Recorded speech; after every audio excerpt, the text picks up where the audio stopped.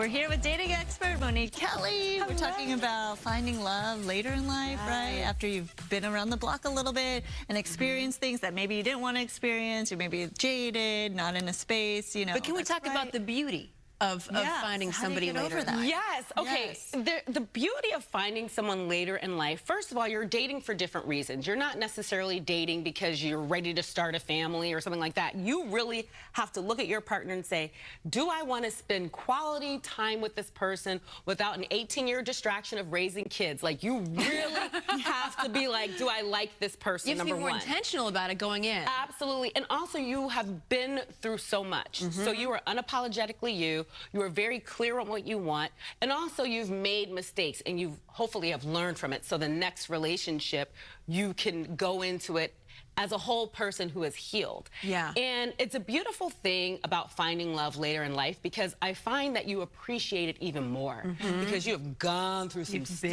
Okay? You have gone through some stuff. So you really do appreciate it even more when you find it later on in life. And I feel like you have a higher chance of finding somebody who's more complimentary to you instead of somebody who you might need for whatever reason. That part, absolutely. I always say in your 20s, you're dating, you know, with making the mistakes of life in your 20s and growing together in that. In your 30s, you're learning the lessons. By the time you hit your 40s plus, you're healing from the past. You know what you want. You have really taken the time to get over that heartbreak and be more optimistic. And that's the other thing I always like to encourage people when you're dating later in life, because there's oftentimes you can be a little cynical and you have to be very optimistic and open to the possibilities. You can't be worried about, oh, this person, they're only gonna date younger, or I'm so much older, it's so much harder. There are challenges to dating, absolutely, but you have to be open. And whether that means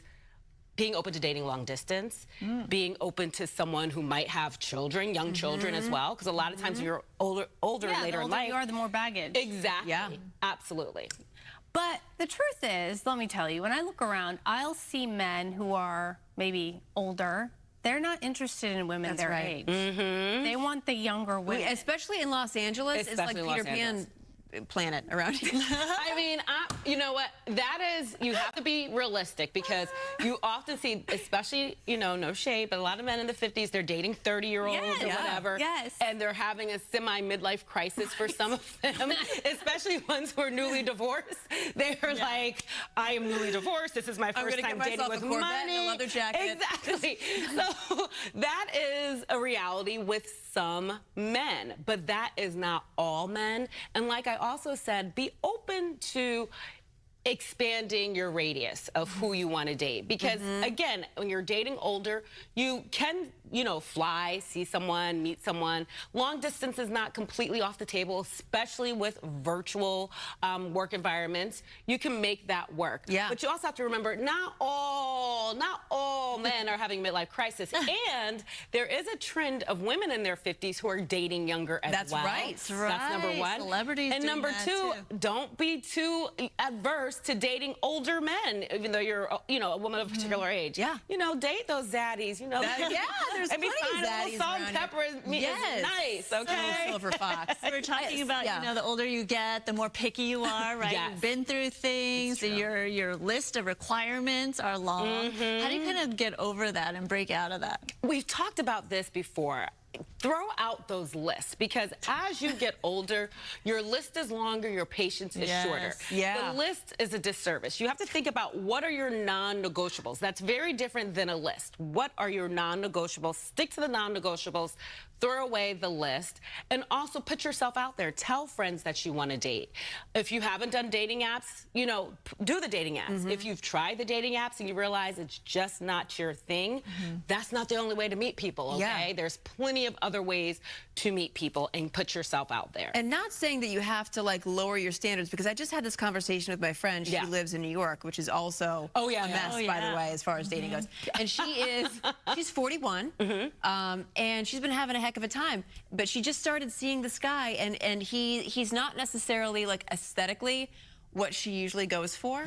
And I told her this time, maybe try to look a little deeper beyond that. It's so important to be physically attracted to the person, but looks will fade Give it with everybody. Right. I don't care who you are.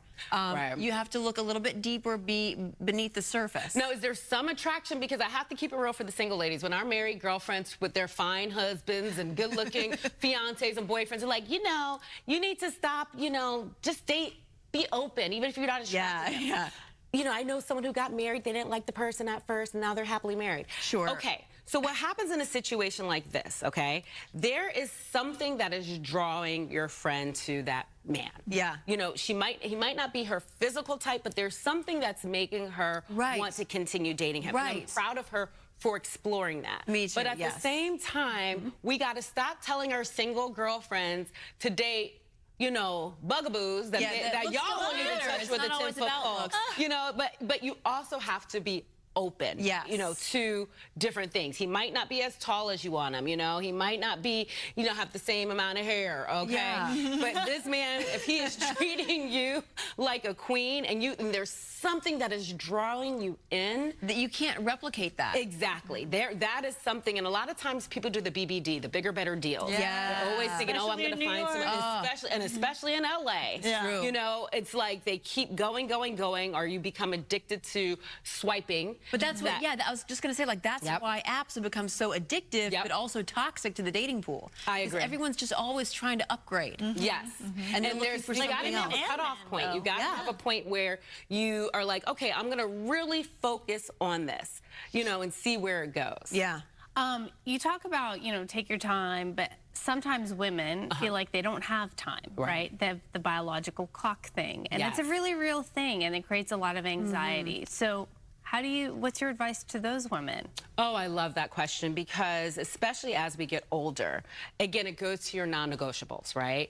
If having a child is very important to you and you're a woman of a particular age, explore your options. See if you want to go, you know, a scientific route, you know, IVF, things like that, freezing your eggs, so you take that off the table so you don't have that type of dating anxiety.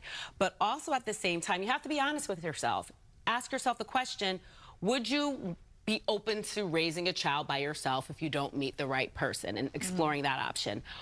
And you also have to explore the option of, let's say you are 45 plus, you meet a man, he is checking all the boxes, it's whirlwind. Yeah. A lot of men who have children who are older, they don't want any more kids, and vice versa. If you're a woman who's dating a younger man, you might not be able to have children with him biologically. So you have to be honest with yourself in both situations. So let's say you're dating a man who's older. He doesn't want to have kids and you really want to have kids. You have to ask yourself, are you willing to walk away from a potential wonderful relationship and then go back out into the dating pool and possibly not meet someone, and also possibly not be able to explore that option of children? You have to have an honest conversation with yourself. And I can't answer. That's something that only you can answer and figure out what's important to you.